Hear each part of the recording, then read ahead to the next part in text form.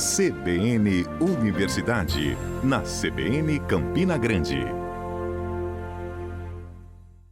Olá, bom dia. Eu sou Edson Tavares e estamos chegando com a edição deste sábado do programa CBN Universidade. Bom dia, e eu sou Erivaldo Laurindo. O CBN Universidade é fruto de uma parceria da rádio CBN Campina Grande com a UEPB, através da Coordenadoria de Comunicação Institucional. É um programa feito por servidores e estagiários do setor, servindo também de prática e aperfeiçoamento para os alunos do curso de jornalismo. Neste sábado, trazemos um programa recheado de informações da UEPB, para você, ouvinte da 103.5.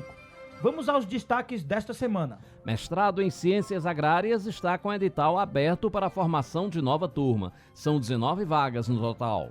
Luciano Nascimento traz mais uma coluna com informações sobre assédio. O EPB promove jornada pedagógica, momento de preparação dos professores para o início do ano letivo. A entrevista desta semana é com o professor Cristóvão Andrade, sobre a Pró-Reitoria de Cultura da UEPB, as ações para 2024 e os desafios da preservação cultural na atualidade. Tem também pesquisa científica sobre o uso de palma na alimentação de cordeiros. E ainda, livros sobre a vida e obra do Rei do Baião estão disponíveis na editora da UEPB. Fica sintonizado com a gente que o CBN Universidade está começando.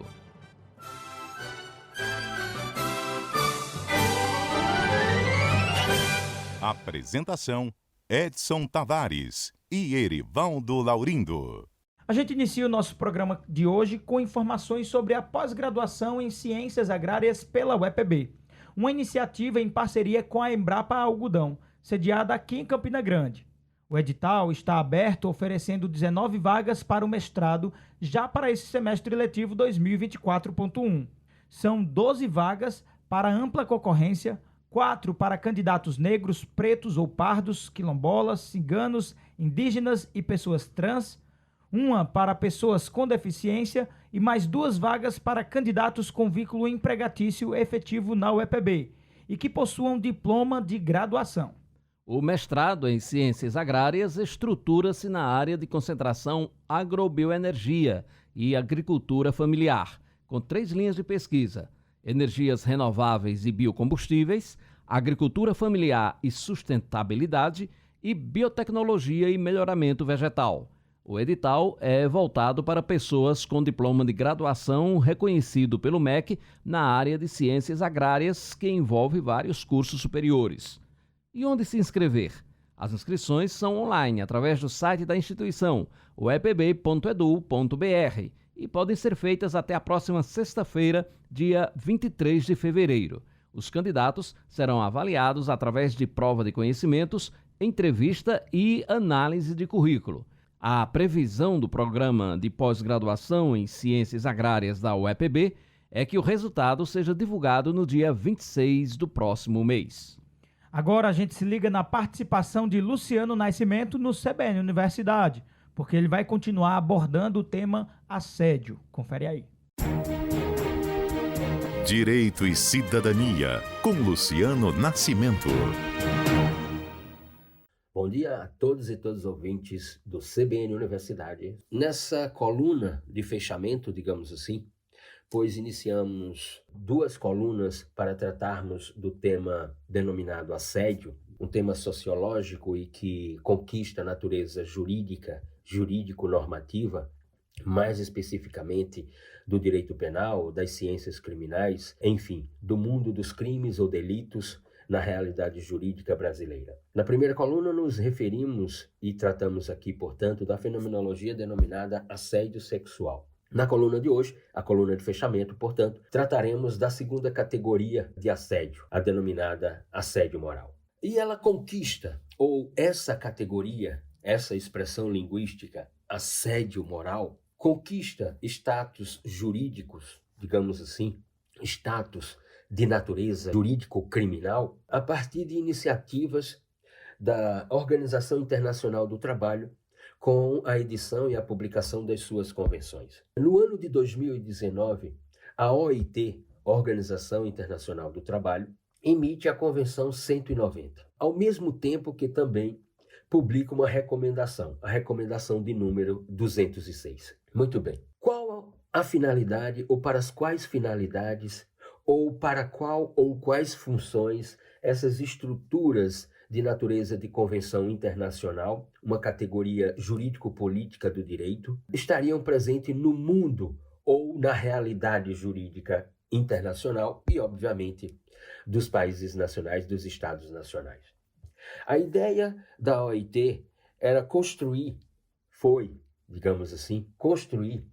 uma estrutura jurídico-política, né, que pudesse aparecer como uma forma de combate ou, pelo menos, um contributo para a eliminação da violência e do assédio no mundo do trabalho.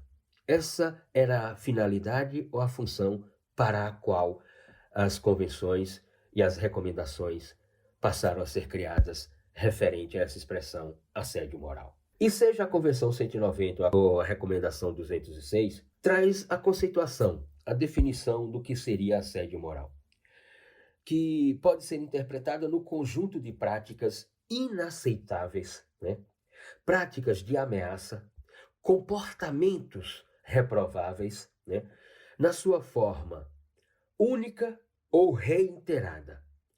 E, portanto, com essa prática, causando danos psíquicos, emocionais e até mesmo físico. E, portanto, a consumação do assédio moral como categoria de crime ou delito, né, se manifestaria por palavras, por gestos, por ações contra um ou mais indivíduos, contra uma ou mais pessoas e geograficamente se referindo em ambiente de trabalho, ou seja, uma ação, um comportamento, uma conduta, uma prática que faz surgir constrangimento, intimidação, agressividade e menosprezo pelo outro. Ou seja, aquelas ações e condutas de superiores hierárquicos, né, que requerem, mas na verdade estão determinando, né, que específico funcionário, específica funcionária, trabalhador ou trabalhadora, cumpra determinada atividade no âmbito da empresa ou da repartição pública, mas de forma a humilhá-lo, de forma a tratá-lo à luz de uma negação da sua dignidade. E não nos esqueçamos, né, que o artigo 1º, inciso 3 da Constituição Federal, traz a afirmação da dignidade da pessoa humana como um princípio estrutural do direito constitucional brasileiro. Então, se a conduta assim acontece, nós temos previsões na Constituição, como acabo de me referir, no Código Civil, no artigo 186, que trata sobre essas fenomenologias, esses comportamentos, essas condutas, à luz das ações de indenização, e esse aqui é um tema que eu vou deixar para a conclusão da coluna, assim como fiz na primeira. A Lei 8.112 de 1990, portanto, que trata sobre as questões previdenciárias na realidade brasileira, enfim. Nós temos, portanto, né, uma estrutura normativa no direito brasileiro. Então, do ponto de vista do conceito ou da definição, nós podemos falar de assédio moral quando estamos diante de ações, condutas, comportamentos, diretos ou indiretos, no campo da comunicação corporativa, privada ou pública. Deixemos claro. Ou seja, ações de humilhação pública, insultos, né? Aquelas fofocas, boatos no âmbito do departamento, das empresas, das instituições públicas, ou até mesmo a determinação por um comportamento de ordem hierárquica para o isolamento de determinada pessoa. Assim nós temos, portanto, a configuração ou a consumação do assédio moral.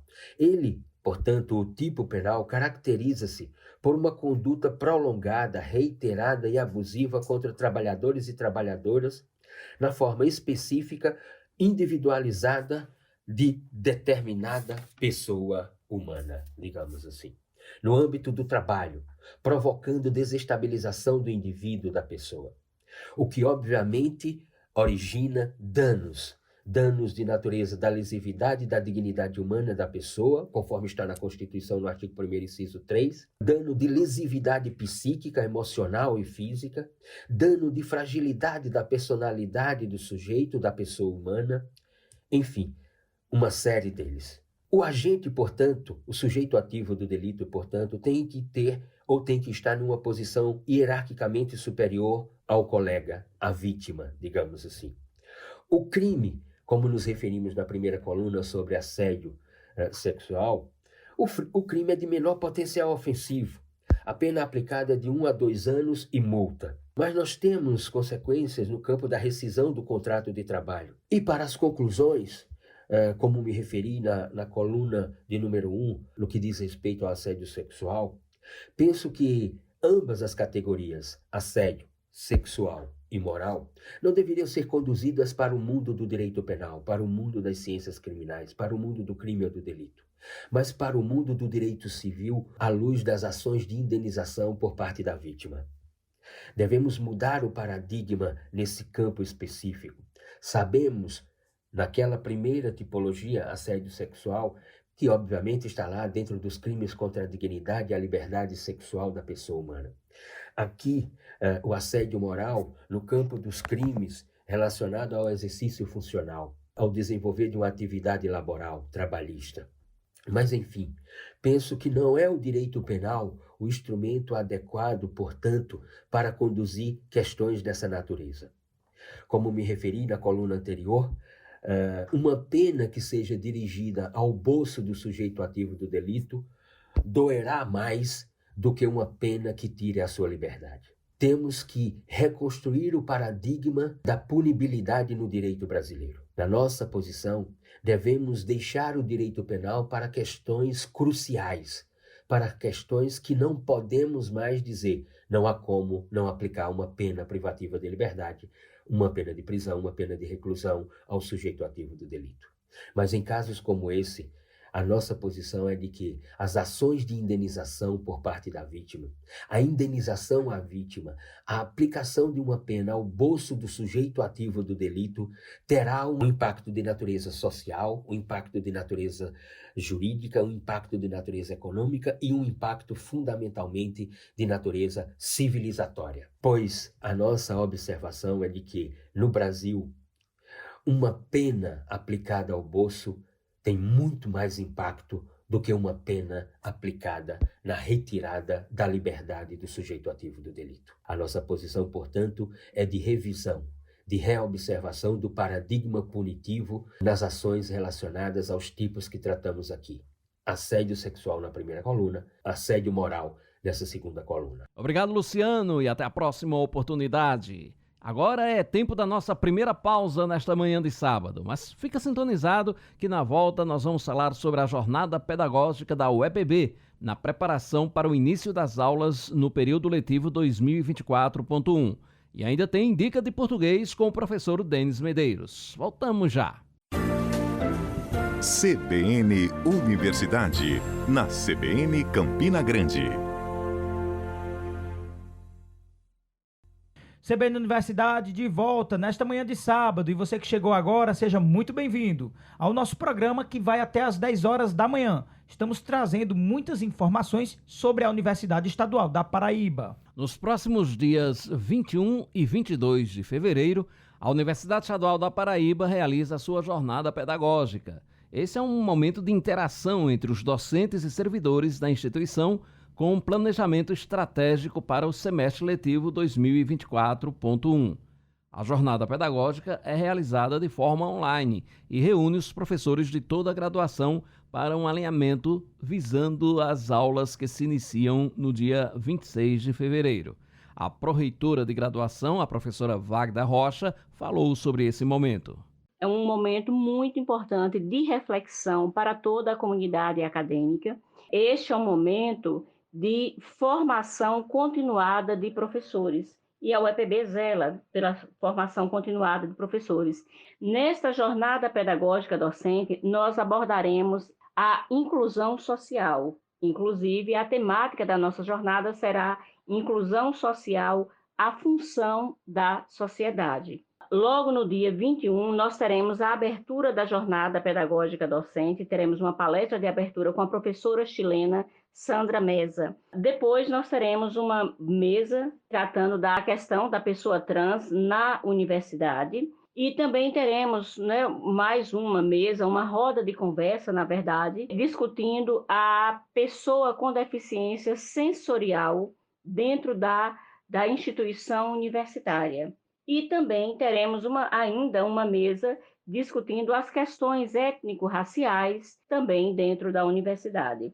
Na primeira mesa, com a professora Sandra Mesa, nós vamos discutir a questão da inclusão social de uma forma mais geral. E depois, né, nas mesas com temáticas específicas, vamos discutir essas temáticas específicas, né?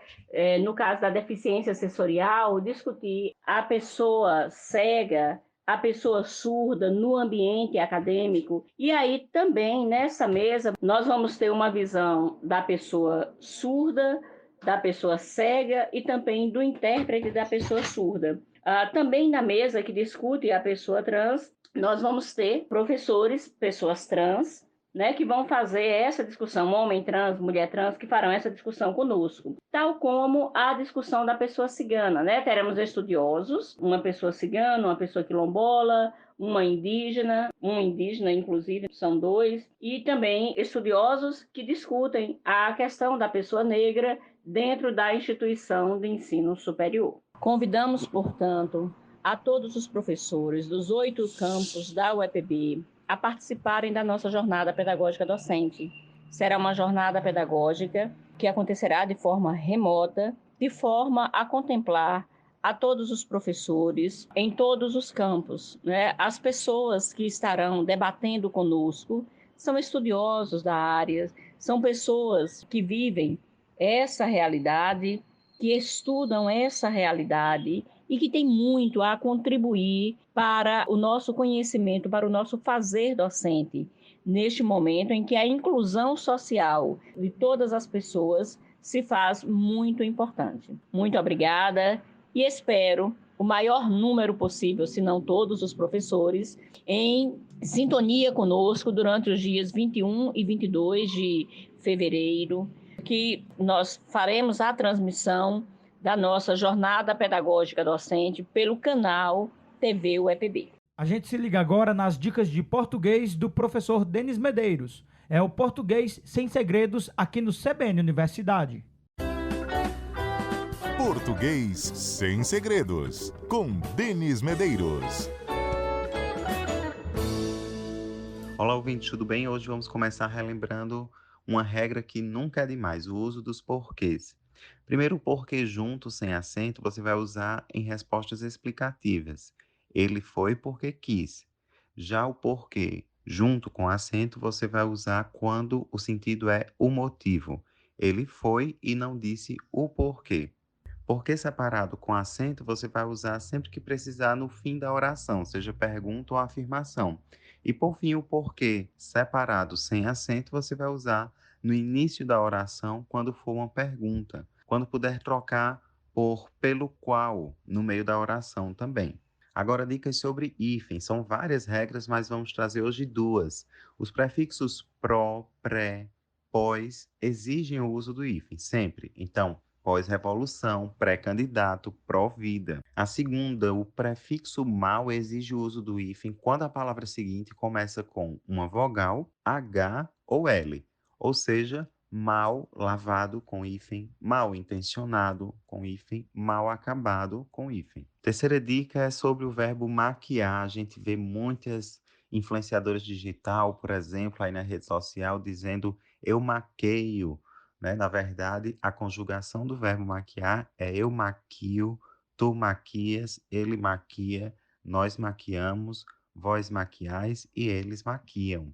E por fim, como utilizar? Fui eu que fiz, fui eu quem fiz, foi eu que fiz ou foi eu quem fiz. Primeiro, fui eu ou foi eu, fui ou fui. A gente deve levar em consideração que o verbo deve concordar com o sujeito. Então, não existe foi eu, porque a conjugação é eu fui, tu foste, ele foi. Seguindo, quem ou que. O fato é que tanto quem quanto o que estão corretos, então podemos utilizar qualquer um dos dois. E aí, que fiz ou quem fez. Se a preferência é usar que, o verbo concorda com o pronome pessoal. Eu que fiz. Então, eu fiz. o verbo concordando com o pronome. No outro caso, o verbo deve concordar com quem, ou seja, deverá estar na terceira pessoa. Eu quem fez. Veja, eu que fiz, o fiz concorda com eu. Eu quem fez, o fez concorda com quem, impessoal. Resumindo, então, eu posso dizer fui eu que fiz ou fui eu quem fez. É isso, pessoal. Qualquer dúvida, qualquer sugestão, manda para o nosso Instagram, @prof.denismedeiros, Denis com 2 N's.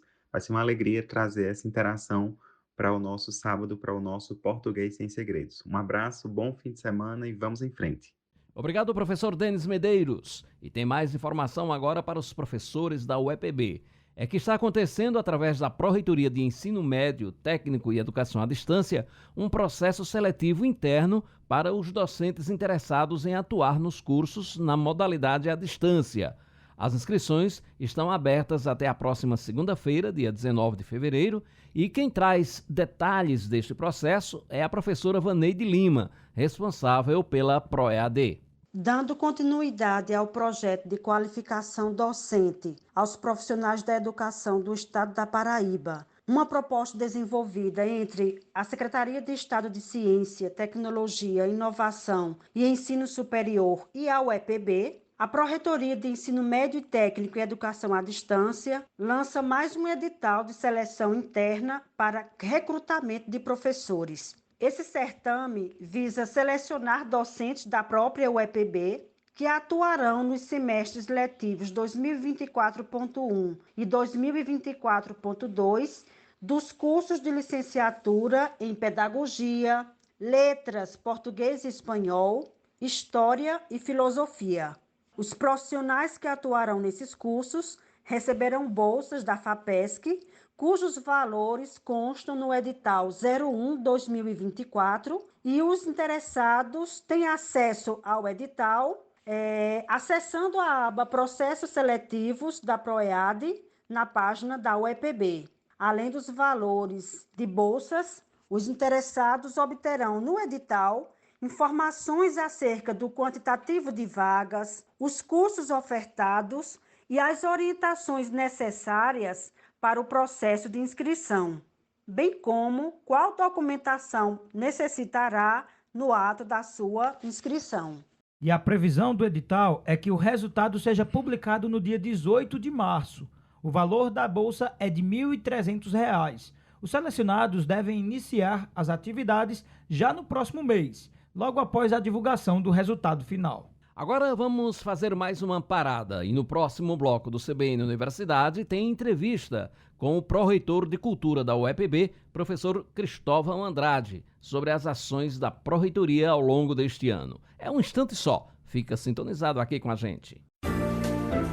CBN Universidade, na CBN Campina Grande.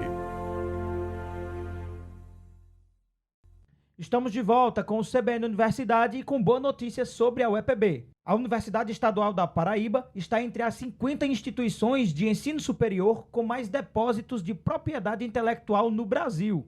Este é o segundo ano seguido em que a UEPB ganha destaque no ranking nacional. A instituição ficou na 34ª posição entre as universidades com mais patentes de invenção, com 17 patentes registradas. E no ranking de programas de computador, a UEPB ficou na 38ª colocação em todo o país, também com 17 patentes de programas registrados. E tudo isso se deve à Agência de Inovação Tecnológica da Universidade, a Inovatec, que vem investindo na produção dentro da instituição, visando ao mercado.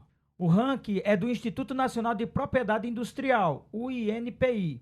No levantamento de patentes de invenção, se destacam trabalhos nas áreas de farmácia e odontologia. Nas patentes de programas de computador, os principais registros são de softwares, aplicações e uso de inteligência artificial.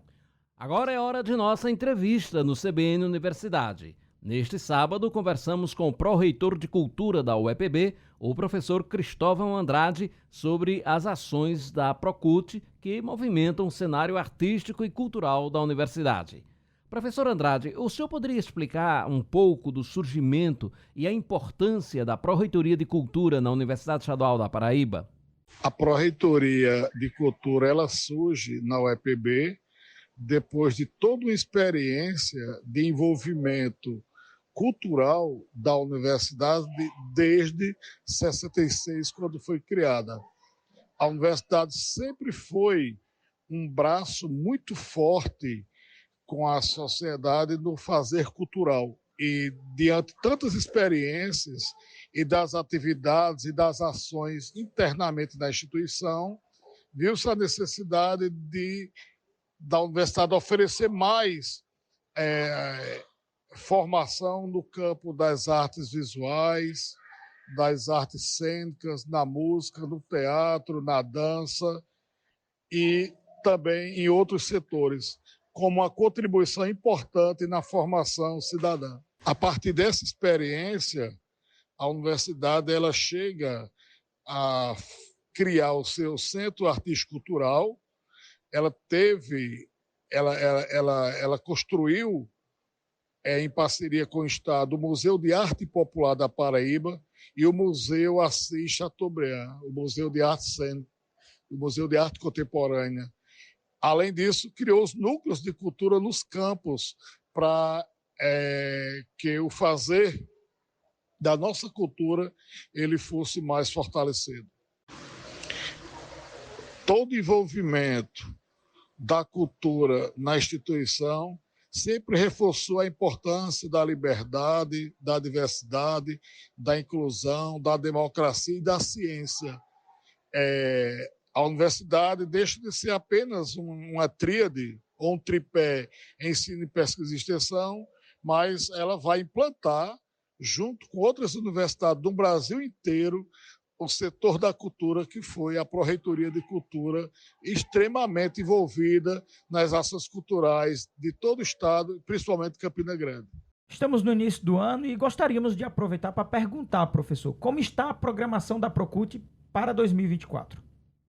Para este ano de 2024, esperamos fortalecer com o credenciamento dos artistas, dos professores de artes, né, a volta das oficinas de arte e cultura do CAC, a partir de abril desse ano.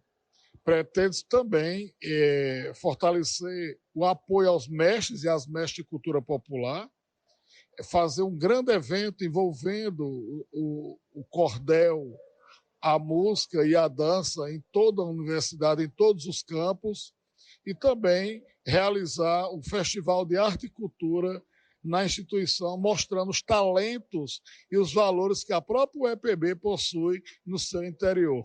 Como possuímos a maior biblioteca de artes populares do Brasil, que é o acervo, né, Obras Raras de Átila Almeida, nós pretendemos que esse acervo ele seja de conhecimento das escolas públicas, onde também levemos as oficinas de cordel, levemos as oficinas de música, de dança, para que o jovem, a criança, se envolva com a arte e que dê isso uma nova forma de aprendizagem no ensino público da Paraíba. Essa experiência já é grande na UEPB. Com certeza, o ano de 2024, vamos fortalecer parcerias com os órgãos de cultura local e também vamos correr atrás de captação de verbas públicas para investir nos eventos culturais desenvolvidos pela nossa instituição, o EPB, dos 4 cantos da Paraíba.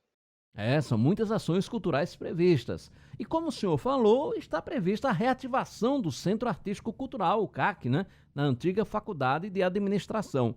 O que está previsto especificamente para esse espaço?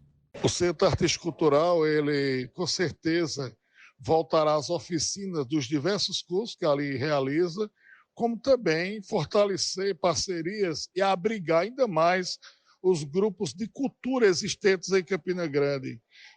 Com certeza, o CAC tem o objetivo também de ir às escolas públicas e às comunidades mostrar as suas largas experiências no fazer das artes em todos os campos, da música, da dança, das artes visuais e das artes cênicas. O CAC também abriga, né, o Memorial Acauã da Serra, que é um dos grupos, né, de quase 4 décadas de dança em Campina Grande, no Brasil e no mundo. Com certeza, esse ano 2024 vai ser muito forte, porque as oficinas de danças populares pelo Acauã será, na prática, desenvolvida nos centros da UEPB. O Museu de Arte Popular da Paraíba também faz parte da Pró-Reitoria de Cultura da UEPB. O que esse espaço representa para a nossa cidade, Campina Grande? O nosso Museu de Arte Popular da Paraíba hoje é orgulho, né? Hoje a universidade ela é visada, visibilizada, comemorada. A cidade não tem uma foto que não se tire do museu. E ali nós temos todas as curadorias e as exposições para Campina Grande. Hoje, a expressão de cultura popular ela está afincada no Museu de Arte, com o nosso cordel, com o nosso artesanato, com a nossa música e com os outros fazeres artísticos que ali são feitas as curadorias e exposições. É orgulho de Campina, nosso museu. Professor Andrade, quais são os maiores desafios atualmente em termos de preservação cultural e como a Pró-Reitoria de Cultura da UEPB vem lidando com essa questão? Os desafios são grandes. O primeiro é o respeito às manifestações culturais na diversidade, na pluralidade e na democracia que a sociedade exige hoje. O desafio é fazer com que as empresas, os órgãos públicos, lancem editais, invistam na arte e na cultura, abram processos de editais para que os artistas possam se envolver e fazer suas atividades.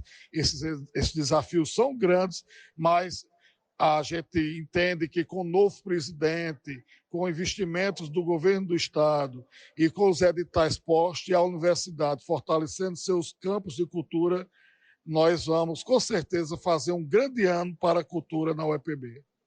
Muito obrigado ao professor Cristóvão Andrade, pró-reitor de Cultura, pela esclarecedora entrevista.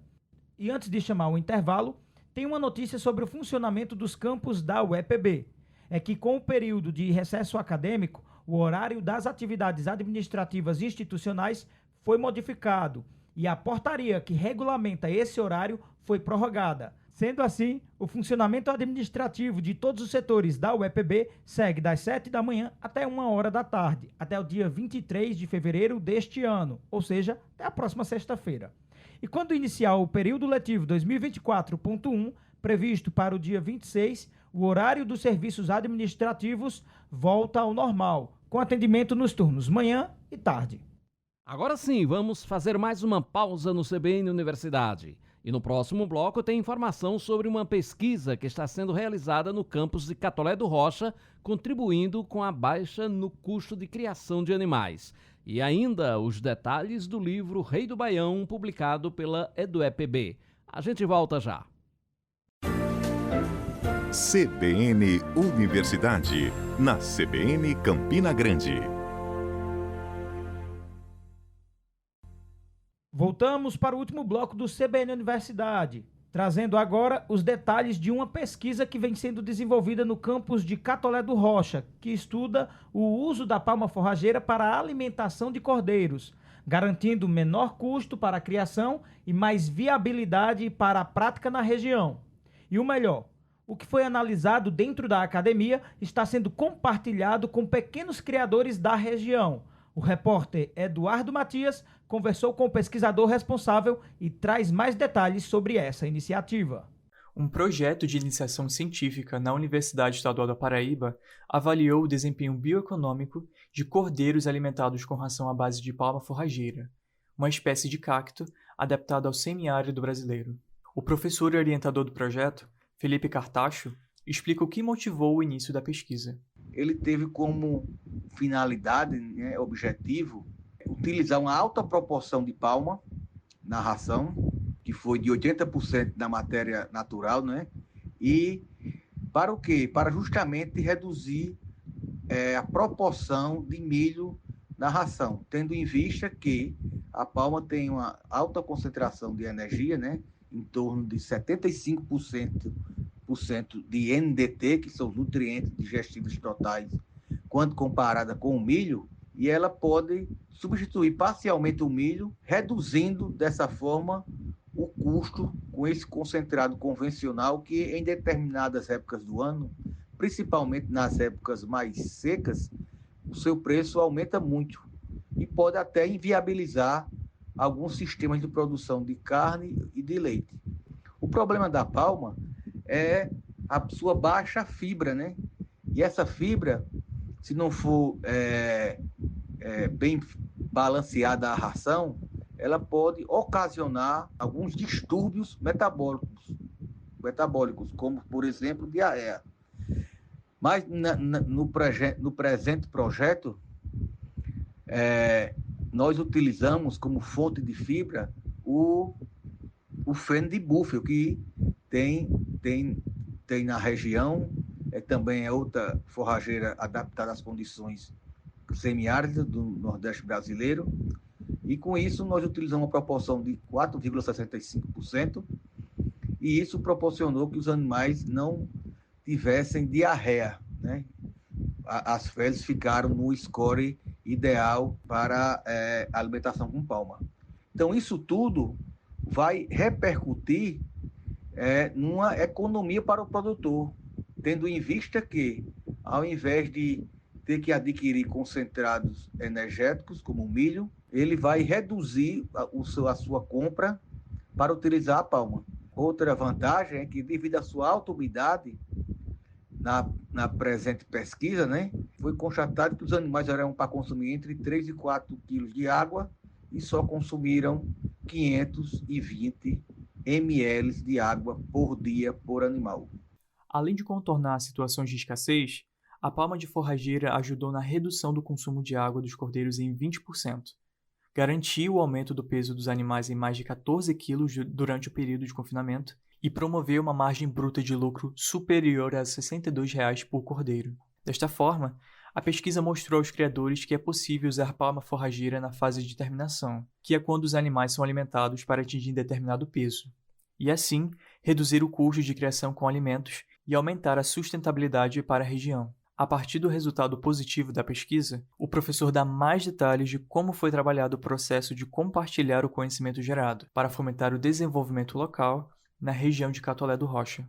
Foi realizada uma reunião técnica em que estavam presentes a gerência da Emater, o Banco do Nordeste, o Sindicato dos Produtores Rurais de Catolé do Rocha, produtores da região, estudantes, professores, em que os resultados obtidos, tanto do desempenho produtivo, ganho de peso, conversão alimentar, as variáveis que compõem o consumo de alimentos, né, o consumo da ração, bem como o desempenho econômico, por meio da margem bruta de lucro, que foi positiva, demonstrando que o produtor, tendo a palma forrageira na sua unidade produtiva, na sua propriedade, ele tem condições de produzir carne, produzir leite a um custo mais baixo. A pesquisa foi realizada no Campus 4 da UEPB, localizada em Catolé do Rocha. A Escola Agrotécnica do Cajueiro oferta o curso técnico em agropecuária, além da graduação em ciências agrárias, o que torna a universidade referência na área. Eduardo Matias, para o CBN Universidade. Obrigado, Eduardo. E a gente muda de assunto agora para trazer informações sobre uma nova publicação da editora da UEPB. É o livro Rei do Baião, que conta a história e o legado de Luiz Gonzaga. Quem tem os detalhes é a repórter Maria Luísa Farias. Eu agradeço ao povo brasileiro, norte, centro, sul inteiro, onde reinou o Baião.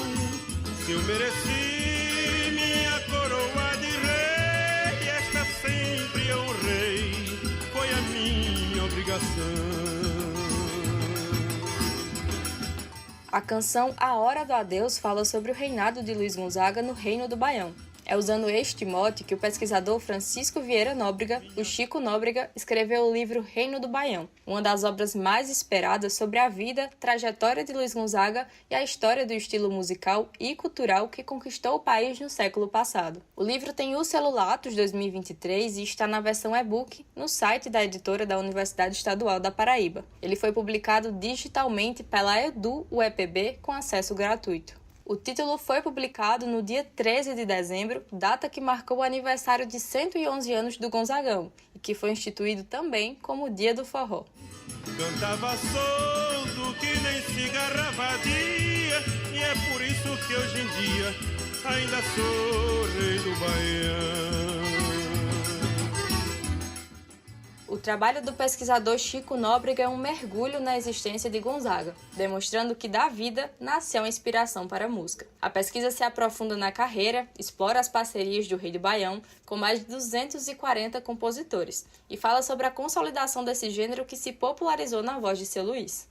O livro tem 401 páginas abordando coisas inéditas da vida e obra do maior artista nordestino de todos os tempos. Chico Nóbrega, que também é jornalista, dedicou sua vida a pesquisar sobre a história de Gonzaga. O trabalho é fruto de muitos anos de investigação sobre tudo que envolve o artista. Chico viajou dezenas de cidades e entrevistou inúmeras pessoas para escrever essa que é uma das obras mais completas sobre o filho de Januário. Essa espécie de biografia revela peculiaridades inéditas, como a carreira militar e a experiência como compositor de músicas instrumentais, passando pelo momento da vida de Gonzaga como sanfoneiro e sua faceta como cantor. Para os amantes da música brasileira, é um mergulho na história da nossa construção musical e literária também. Minha sanfona, minha voz, o meu baião, este meu chapéu de couro e também o meu gibão. Vou juntar tudo, dar de presente ao museu. É a hora do adeus de Luiz, rei do Baião. Baixe o PDF do livro Reino do Baião e boa leitura. Com produção da Codecom UEPB, Maria Luísa Farias para o CBN Universidade. Obrigado, Maria Luísa. E ainda falando sobre a editora universitária da UEPB, foram publicados 2 títulos que fazem homenagem ao romance nordestino O Pavão Misterioso. São eles, O Pavão Misterioso recontado em quadrinhas e Os Voos do Pavão Misterioso, 100 anos de encanto, publicados com o selo Latos da UEPB. Estão disponíveis para download gratuito no site da editora. As publicações são o resultado da articulação do Conselho Editorial 100 anos do Pavão Misterioso. A obra O Pavão Misterioso, recontado em quadrinhas, foi escrita pelo poeta cearense Stélio Torquato e a versão é voltada para o público infanto-juvenil. Já o livro Os Voos do Pavão Misterioso, 100 anos de encanto, é uma coletânea de trabalhos produzidos por integrantes da Academia de Cordel do Vale do Paraíba. Nas 2 publicações, o ilustrador responsável é o artista Jô Oliveira, que fez um belíssimo trabalho, valorizando ainda mais a arte nordestina nas páginas impressas. E é com essa informação que encerramos o CBN Universidade de hoje, que teve a apresentação de Edson Tavares e Erivaldo Laurindo, com reportagens de Eduardo Matias e Maria Luísa Farias, produção e edição de Isis Coelho, edição técnica de Apolo Ricarte e direção geral de Hipólito Lucena. O CBN Universidade é uma parceria entre a Rádio CBN Campina Grande e a Coordenadoria de Comunicação Institucional da UEPB. E se você perdeu algum trecho do nosso programa, não se preocupe, a edição deste sábado está disponível no canal Rede UEPB, no YouTube. Lá, além do CBN Universidade, você acompanha toda a programação da TV UEPB, com reportagens, programas e lives. Aproveite para se inscrever no canal Rede UEPB no YouTube e nos siga nas redes sociais, @UEPB Oficial no Instagram e no Facebook é só pesquisar a nossa página Universidade Estadual da Paraíba, Rede UEPB. Um ótimo fim de semana, até próximo sábado. Tchau, tchau. CBN Universidade, na CBN Campina Grande.